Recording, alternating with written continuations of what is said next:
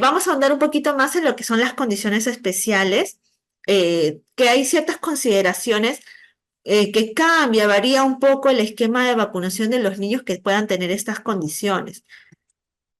Vamos a ver ciertos temas, por ejemplo, vamos a ver lo que son los hijos de madres con VIH o los niños con el diagnóstico de VIH. La norma actual va a tener ciertas condiciones en las cuales vamos a clasificarlos. Primero es un niño que tiene el diagnóstico y niño que es asintomático, pero tiene un contacto, ¿no? Que es, en este caso sería el hijo madre VIH. En el hijo de madre VIH, cuando nace, tenemos que indagar un poco en qué escenario está. Hay tres escenarios, ¿no? Uno es el escenario en el cual la madre, que es lo ideal, ¿no? Que es que la madre tiene el diagnóstico, ¿no? Meses previos o incluso hasta antes de estar gestando o al comienzo de la gestación fue diagnosticada, pero ha recibido su tratamiento antirretroviral, no lo ha abandonado, por ende su carga viral es baja, tiene un buen nivel de CD4 o es su carga viral indetectable incluso. El riesgo de exposición del recién nacido en ese caso va a ser menor y podemos aplicarle las dos vacunas de recién nacido, la vacuna BCG y la vacuna contra la hepatitis B.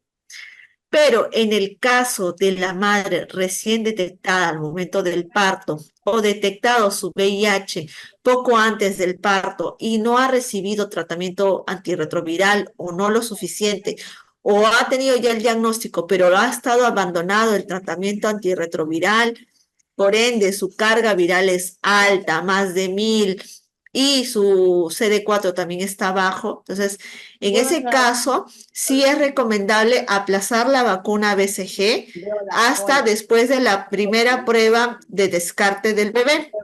Esta primera prueba de descarte del bebé se va a realizar durante el primer mes de nacido. En el primer mes de nacido le van a hacer una prueba que es la prueba PCR. Si este sale negativo, entonces el médico le va a indicar su vacuna BCG. Entonces, en el caso de madres abandonadoras de tratamiento antirretroviral o madres que recién les han detectado el VIH y también madres que ha salido su carga viral alta, más de 1000, vamos a aplazar la vacuna BCG hasta que se le haga la primera prueba de descarte al recién nacido. A los 2 meses el esquema de vacunación no es muy distinto al de los niños sanos, ¿no? A los niños sin factor de riesgo, salvo que la vacuna viva atenuada rotavirus, sí necesitamos una prescripción médica cuando es un niño que tiene el diagnóstico ya, ¿no? De salió su primera prueba positiva. A los 4 meses igual, en este caso, también va a recibir una prescripción médica para vacuna rotavirus, que es la vacuna viva atenuada. A los 6 meses, la diferencia en ambos casos es que se va a agregar una dosis de vacuna neumococo, a diferencia de los niños sanos, niños sin factor de riesgo. Normalmente la tercera neumococo en el niño en general es al año de edad, pero en niños hijos de madre VIH o niños con VIH diagnosticados se le va a poner la tercera neumococo a los 6 meses de edad y recibirán una cuarta neumococo cuando tenga un añito de edad. Las influencias, no hay variación en la vacunación de influenza, igual empezamos a los 6 meses. En el caso de las vacunas de un año de edad, aparte de la cuarta neumococo, hay que tener en cuenta de la vacuna de sarampión y varicela. Si el niño es un niño con diagnóstico positivo, también tiene que haber una prescripción médica para estas vacunas de sarampión, papera rubiola y varicela. Mayormente el médico se va a basar en los niveles de CD4, que sea más de 200, y en este caso también va a evaluar, ¿no? Del riesgo de inmunodeficiencia o no. ¿Por qué? Porque estas son dos vacunas vivas atenuadas y el médico va a evaluar en qué estadio podría estar el niño y si es en ese momento del año de edad que las va a recibir o lo puede indicar más adelante cuando ya está regularizado sus valores con el tratamiento antirretroviral. No lo va a perder, no es que no lo va a recibir, sino que va a buscar el mejor momento en el cual pueda recibirlo y esté mejor su respuesta inmunológica. Al año 3 meses, igual la vacuna de fiebre amarilla también va a evaluar el mejor estadio en el cual va a recibir. Y su vacuna de hepatitis A, no hay ningún problema, pueden recibir su vacuna de hepatitis A. En el año y medio, los refuerzos del año y medio, recuerden que también la polio acá es inactivada, polio IPV, y ellos sí tienen indicado el esquema nacional para el hijo de madre VIH y el niño con VIH, sí está indicado su segunda dosis de vacuna varicela. También previa indicación del médico de que esté en un nivel de respuesta inmunológica adecuada. Los refuerzos anuales de influenza también están programados en ellos, no hay ninguna variación ni en dosificación, ¿no? Es una vacuna inactivada, así que no hay ningún problema, cada año su refuerzo de influenza. Y a los 4 años también su refuerzo de PT y el refuerzo de polio será IPV. Como les mencionaba, en ellos no reciben polio oral en ninguna etapa de su esquema vacunal. Todas las vacunas de polio son polios inactivadas, IPV, las inyectables. La vacuna BPH normal también va a poder recibir su vacuna BPH, no hay ningún problema porque es una vacuna inactivada.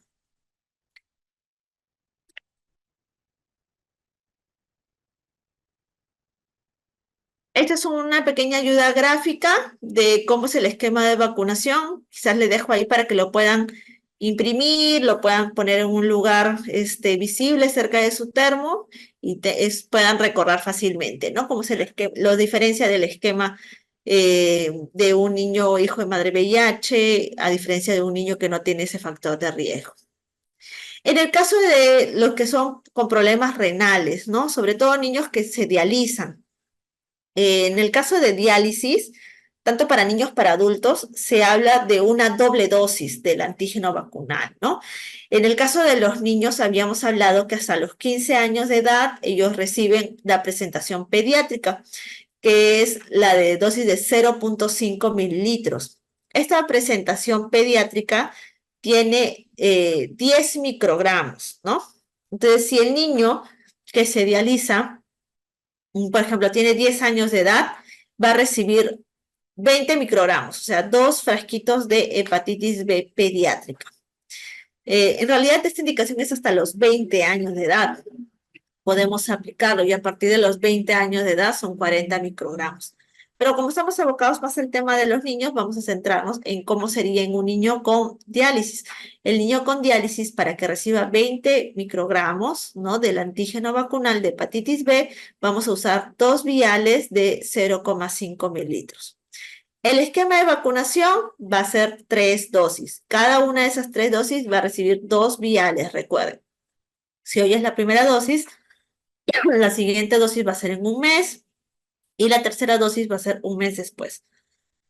En estos casos de pacientes renales, siempre se está dosando los anticuerpos. ¿Por qué? Porque su respuesta puede verse a veces un poco afectada, puede verse disminuida debido al mismo proceso de las diálisis. Y por el mismo riesgo de exposición, también es que el médico va a recomendar que pueda hacerse quizás dosajes de anticuerpos y quizás recomendar refuerzos más adelante. Estos refuerzos también serán con la presentación en doble dosis. En niños con problemas oncomatológicos, por ejemplo, niños con leucemia, niños con linfomas, mielomas, síndromes mielodisplásicos, ¿no? Mayormente ellos reciben un tratamiento que puede generar inmunosupresión, como son la quimioterapia, la radioterapia. En el caso de niños con leucemia reciben trasplantes de precursores hematopoyéticos, transfusiones, ¿no? Y en el caso de las transfusiones también ahí hay una ligera inmunodeficiencia que se genera, entonces incluso esta interacción de los anticuerpos si es que fuera vacunado. Entonces, acá hay que tener ciertas recomendaciones como por ejemplo las que están en la norma técnica vigente. Estas recomendaciones se dan que ellos pueden recibir sus vacunas inactivadas, no hay ningún problema, por ejemplo la vacuna IPV, la vacuna de hepatitis B, la vacuna neumococo, la vacuna de influenza, las vacunas de difteria, tétanos también, no hay ningún problema. En el caso de fiebre amarilla, evaluar el riesgo-beneficio, por ejemplo, si el niño vive en una o se va a ir a una zona endémica, ahí quizás evaluar ponerle su vacuna fiebre amarilla en el periodo nadir. ¿Qué es el periodo nadir? Es el periodo entre quimioterapia y quimioterapia, ¿no? En el cual a veces hay una eh, la respuesta inmunológica, los neutrófilos, hay una baja después de las quimioterapias, entonces hay un periodo en el cual tenemos que evaluar cuándo es el mejor momento que reciba alguna vacuna. Ese periodo nadir justamente es el que no ayer, por lo general son 2 semanas después de la quimioterapia. Entonces, después de esas 2 semanas, podemos programar su vacuna si es que él va a viajar a una zona endémica, ¿no? En el caso de otras vacunas vivas atenuadas como varicela, sarampión, papel y rubiola, también mejor es que tenga una indicación médica para que justamente ellos vean el mejor momento en el que están sus valores de células sanguíneas y pueda responder mejor a estas vacunas. Pero por lo general las otras vacunas que son las inactivadas, no hay ninguna otra contraindicación, pueden recibirla. También hay que tener en cuenta en los niños que tienen un diagnóstico oncohematológico, que hay un valor que también ellos se mide, se dosa en ellos, que es los linfocitos CD4, ¿no?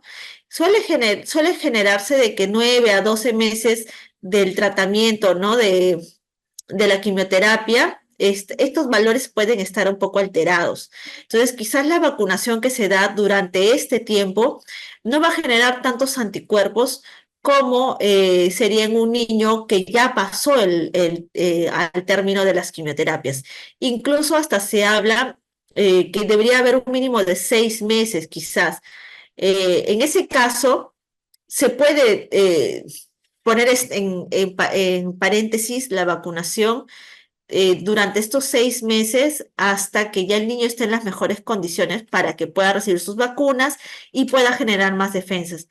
Pero también hay que ver que hay un riesgo-beneficio. ¿Por qué? Porque estos niños constantemente están yendo a un establecimiento de salud, a un hospital, para recibir su tratamiento. Entonces están en riesgo, en exposición, y al no estar vacunados son susceptibles de poder contraer algunos virus o bacterias que a veces están en los ambientes hospitalarios y se puedan enfermar.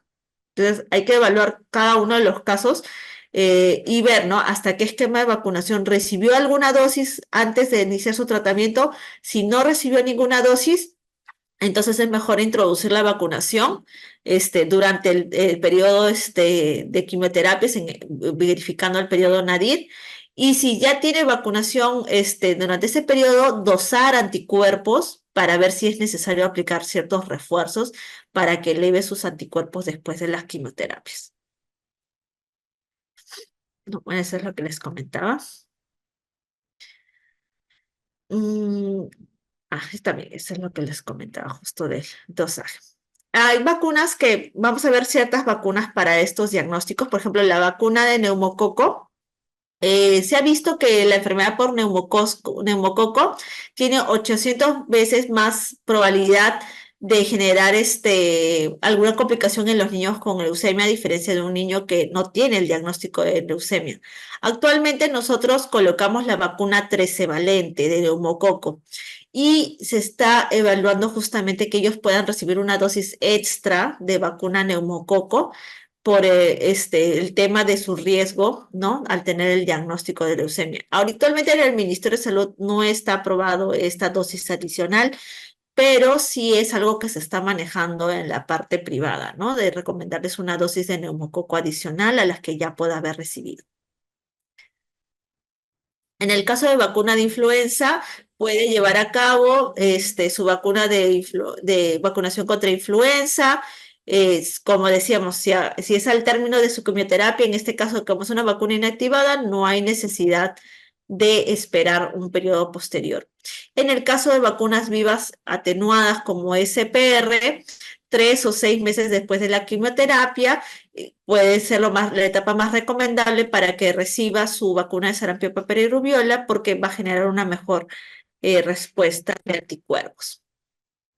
Y en el caso de la vacuna de varicela, no es aconsejable que reciban la vacuna de varicela cuando están recibiendo la quimioterapia, sí hay recomendaciones del laboratorio productor en específico de la vacuna de varicela que no debe administrar, por más que el niño esté respondiendo bien, tenga un buen valor de neutrófilo, no es recomendable que sea incluso 6 meses posterior al término de la quimioterapia. En el caso de la vacuna COVID, también vamos a mencionar para el caso de los pacientes con factores de riesgo, como los pacientes inmunosuprimidos, los pacientes oncológicos, la vacunación COVID está recomendada en ellos, ¿no? Porque ellos son los que tienen las mayores tasas de hospitalización, complicación, si se llegan a infectar de COVID. Si no hay ningún historial de vacuna COVID, se le va a programar tres dosis. La primera dosis al contacto, la segunda dosis 21 días después de la primera y la tercera dosis un mes después de la segunda. Y si ya recibió dosis previas, entonces solamente se le va a completar el esquema de vacunación. Por ejemplo, si tiene 2 dosis previas, se le va a programar, perdón, si tiene una dosis previa, se le va a programar las 2 dosis restantes 21 días después de la última dosis y un mes después de la segunda dosis. Y si tiene 2 o 3 dosis de vacunas previas, solamente se le va a programar una dosis más de vacuna COVID, que sería a máximo 1 o 2 meses después de la última dosis que haya recibido. ¿Qué vacuna COVID reciben ellos? La vacuna COVID que ellos reciben es la vacuna, actualmente la última presentación disponible en el país, que es la Omicron XBB, que le decimos la vacuna monovalente adaptada, ¿no? Esta viene en un vial multidosis, que son 10 dosis, cada dosis es de 0,2 mililitros. Viene en un vial que sí se debe reconstituir y el vial reconstituido vamos a mantenerlo en refrigeración. Inicialmente estas vacunas están congeladas. Una vez descongeladas, vamos a poder hacer la reconstitución y usar las dosis durante las 12 horas posteriores a la reconstitución. Bueno, acá les dejo un poco cómo es el proceso de la reconstitución de estas vacunas COVID. El diluyente mayormente es suero salino al 0,9%, se inyecta 2,2 mililitros de este diluyente y se hace una pequeña rotación del producto para homogenizar y poder ahí comenzar a extraer las dosis de 0,2 mililitros, ¿no? Entonces, en niños menores de 12 años, vamos a utilizar esta presentación desde los 5 años de edad, 0,2 mililitros, ¿no? La otra presentación a partir de los 12 años es de 0,3 mililitros, pero esa es una presentación distinta a la pediátrica, ¿no? También vamos a tener el caso de niños que tienen algún trasplante, ¿no? Ya sea de un órgano, de un tejido, ¿no? Que sean receptores de esos trasplantes. Por ejemplo, el caso de trasplante de precursores hematopoyéticos, que lo que busca es corregir el problema justamente de la médula ósea, ¿no? En el caso de niños con leucemia, ¿no? De hecho, ellos suelen ser candidatos de estos trasplantes de precursores hematopoyéticos. Entonces, más allá de las quimioterapias, también hay que evaluar en ellos. Está en lista de espera para el trasplante de precursores hematopoyéticos, entonces también tenemos que tener en cuenta que para ellos hay un periodo también antes y después del trasplante que tenemos que respetar para ciertas vacunas. Numerosos estudios han demostrado que las vacunas no van a incrementar el riesgo de rechazo al injerto. ¿Qué quiere decir? Que hay algunas personas que quizás puedan tener miedo de vacunarlo y que esto pueda generar un rechazo al órgano trasplantado. Entonces, no hay necesidad de aplazar ciertas vacunas más de lo que la norma ya nos menciona. Hay distintos tipos de trasplantes, ¿no? Hay trasplantes halogénicos, que son entre individuos genéticamente diferentes. Otra persona le dona su órgano, por ejemplo, al receptor. Autólogos, cuando es, por ejemplo, una parte de tejido de la misma persona que lo injertan en otra zona que lo necesita, ¿no? Xenogénicos es cuando, por ejemplo, es un componente de otra especie. Por ejemplo, también en el caso de las personas quemadas, también hay tejido de piel de cerdo que se utiliza, ¿no?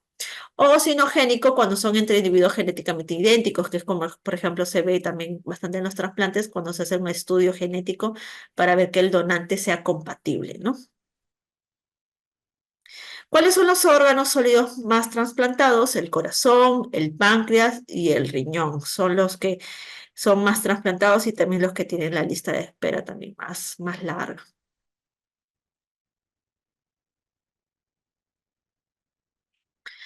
En el caso de las personas que son candidatas a los trasplantes, la respuesta a las vacunas puede ser que esté disminuida debido a su mismo proceso de enfermedad y también por el proceso de tratamiento que reciben como parte del protocolo para evitar el rechazo al trasplante.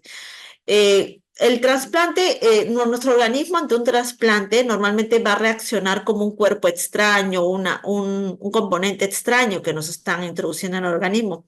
Y nuestro mismo organismo va a querer hacer un rechazo a este injerto, a este órgano, ¿no? Entonces, para evitar este rechazo, se autosimula una inmunosupresión en el organismo del receptor, del órgano o del tejido trasplantado para que no rechace justamente este. Esta inmunosupresión, que mayormente se da con tratamientos que son medicamentos inmunosupresores, también genera que si la persona está vacunada en ese momento, no genere una buena respuesta vacunal. Por eso es que hay momentos en el que es recomendable aún no vacunarlo. Y en los momentos justamente que nos dice la norma técnica es este. Por ejemplo, en el caso de personas con un trasplante de precursores hematopoyéticos, las vacunas que son inactivadas se van a poder administrar 6 meses después del trasplante y en el caso de los antes del trasplante, un mes antes del trasplante. Las inactivadas, como cuáles, como la penta, la DPT, la hepatitis B, la influenza, la neumococo, el VPH, son vacunas inactivadas, se pueden administrar hasta un mes antes del trasplante de precursores hematopoyéticos o 6 meses después del trasplante. En cambio, en este caso, las vacunas vivas atenuadas, como son la vacuna de sarampión, papel y rubiola, la vacuna de fiebre amarilla, en este caso se pueden administrar después de 24 meses después del trasplante o un mes y medio antes del trasplante. ¿Ya? Entonces, hay que ver en el caso de los trasplantes de precursores hematopoyéticos qué tipo de vacuna es la que le vamos a administrar, si le vamos a administrar una vacuna viva atenuada o una vacuna inactivada. Si es una vacuna inactivada, vamos a ver si es antes del trasplante, hasta un mes antes del trasplante. Si es después del trasplante, hasta 6 meses después del trasplante. Si es una vacuna viva atenuada, entonces si es antes del trasplante, un mes y medio antes del trasplante. Y si es después del trasplante, hasta 2 años después del trasplante, podemos empezar a aplicarle las vacunas vivas atenuadas. Ahora, en el caso de personas con trasplantes de órganos sólidos, en este caso solamente vamos a hablar en niños de 2 años a más. Menores de 2 años no son niños candidatos para trasplante de órganos sólidos. Ahí también vamos a diferenciar entre vacunas inactivadas y vacunas vivas atenuadas. En el caso de vacunas inactivadas, vamos a guiarnos solamente 6 meses después del trasplante de órganos sólidos. Antes del trasplante no se le administra vacunas a un paciente eh, que es candidato a un trasplante de órgano sólido, no se le ponen vacunas inactivadas. Solamente se le ponen después de trasplante y 6 meses después del trasplante. Y en el caso de vacunas vivas atenuadas, sí está permitido colocarle antes del trasplante, 6 meses antes del trasplante del órgano sólido. ¿Por qué? Porque después ya no va a poder recibir nunca más una vacuna viva atenuada. Esta persona va a quedar con este protocolo de inmunosupresión de por vida para evitar que rechace el órgano que le han trasplantado y por eso es que ya está contraindicado en personas post-trasplante de órganos sólidos que reciban vacunas vivas atenuadas. Por eso es que antes del trasplante se le completan las vacunas vivas atenuadas que le faltara hasta máximo 6 meses antes del trasplante del órgano sólido. Bueno, en el caso de la vacuna contra la influenza, la infección por el virus de la influenza en las personas que han recibido un trasplante de órganos sólidos suelen incrementarse las complicaciones severas, ¿no? Entonces, por eso es importante que estas personas puedan recibir su vacuna de influenza todos los años, porque así disminuiríamos el riesgo de que puedan hacer complicaciones como neumonías, que generen hospitalizaciones y todos estos procesos infecciosos, ¿no? Que puedan contraer, poner en riesgo que también haga un rechazo al injerto, ¿no? Por eso es que ellos se recomienda la vacunación contra la influenza, ¿no?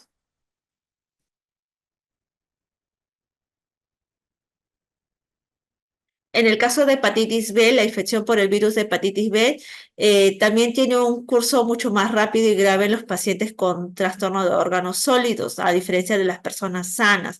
Puede generar más rápido a una enfermedad hepática terminal. Por eso que ellos también deben tener todo su esquema de vacunación contra hepatitis B completo, ¿no? Lo ideal es que lo tengan incluso antes del trasplante para que puedan también evitar, ¿no? Cualquier riesgo de infección, ¿no? Recuerden que cualquier intervención quirúrgica puede conllevar también a transfusiones sanguíneas, entonces hay un riesgo incrementado de exposición y la hepatitis B justamente se transmite mediante contacto con fluidos, ¿no? Entonces es recomendable que ellos, cuando están ya en lista de espera, se vayan preparando con las vacunas, ¿no? No, en el esquema de hepatitis B también se hace un esquema de vacunación que no es necesario que sea doble dosis, a diferencia del paciente con diálisis, es el esquema de dosis simple y el esquema ideal es 016. Si hoy es la primera dosis, la segunda dosis es en un mes y la tercera dosis es 6 meses después de la primera. Igual se le dosa los anticuerpos para ver si es que amerita o no algún refuerzo de acuerdo a los títulos de anticuerpos. En el caso de hepatitis A, también es el alto riesgo, ¿no? De fallo hepático fulminante por el virus de hepatitis A, pues es una de las vacunas que está incluida también dentro del calendario de vacunación en estos casos especiales, ¿no? Mínimo tiene que llevarse a cabo aunque sea una dosis, si se puede programar las dos dosis con un intervalo de 6 meses. En el caso de los niños, hay una presentación que es la que tenemos actualmente en el ministerio, que es la presentación pediátrica, pero para el caso de niños de 12 años a más se usa ya la presentación adulto, ¿no? Que es una presentación que tiene una concentración distinta, ¿no? Que es así, no hay en la parte del ministerio, sino es en la parte privada. Y en el caso de la vacuna de virus papiloma humano, también los pacientes que puedan estar inmunosuprimidos, también es recomendable que se le pueda colocar la vacuna del virus papiloma humano porque tienen un riesgo más elevado de poder padecer de cáncer cervical o anogenital a 20 a 100 veces más incluso que la población general. Por eso la vacunación del virus papiloma humano también debe considerarse en este caso de pacientes inmunosuprimidos. Ujú. La vacunación contra el neumococo, ¿no? Es también ellos tienen un riesgo 10 veces más respecto a la población general de tener alguna enfermedad neumocócica invasiva. eh, por eso es importante con la vacunación neumococo. En el caso de ellos, como les mencionaba, hay una propuesta, ¿no? De que se dé una dosis adicional de vacuna neumococo por su riesgo elevado de acuerdo a su factor de riesgo. Hay una presentación más de vacuna neumococo que no está disponible en el Ministerio de Salud, que es la vacuna neumococo de 23 cepas. La que ponemos en el Ministerio es la de 13 cepas. La de 23 cepas sí se encuentra de manera particular, pero sí en estos casos de pacientes inmunosuprimidos, con factores de riesgo, se recomienda que pueda aplicarse hasta 8 semanas después de la dosis de la 13 valente esta vacuna y con un refuerzo incluso hasta 5 años después de la primera vacuna de 23 cepas que le que haya recibido el paciente, ¿no? En el caso de la vacuna COVID para pacientes trasplantados, también es recomendable que ellos puedan recibir esta presentación, que es la vacuna COVID monovalente XBB, ¿no? Que es la última variante que contamos con una vacuna acá en el Perú. Bien, vamos a ver el estado vacunal, ¿no? Si es que no recibió ninguna dosis, vamos a programarle 3 dosis de vacuna COVID, que sería 3 meses después del trasplante, siempre viendo el periodo de post-trasplante que haya pasado 3 meses del trasplante, se le va a colocar una primera dosis, una segunda dosis 21 días después de la primera dosis y la tercera dosis un mes después de la segunda dosis. Si él ya tuvo alguna dosis después del trasplante, solamente programamos las dos que siguen. Y si tuvo 2 o 3 dosis después del trasplante, una dosis de refuerzo, nada más con la vacuna monovalente adaptada XBB. Pero siempre recordando mínimo 3 meses después del trasplante. Bueno, esa es la presentación sobre lo que son los principales casos especiales que tenemos que tener en cuenta para ver el esquema de vacunación especial que ellos reciben, ¿no? Vamos a revisar las preguntas.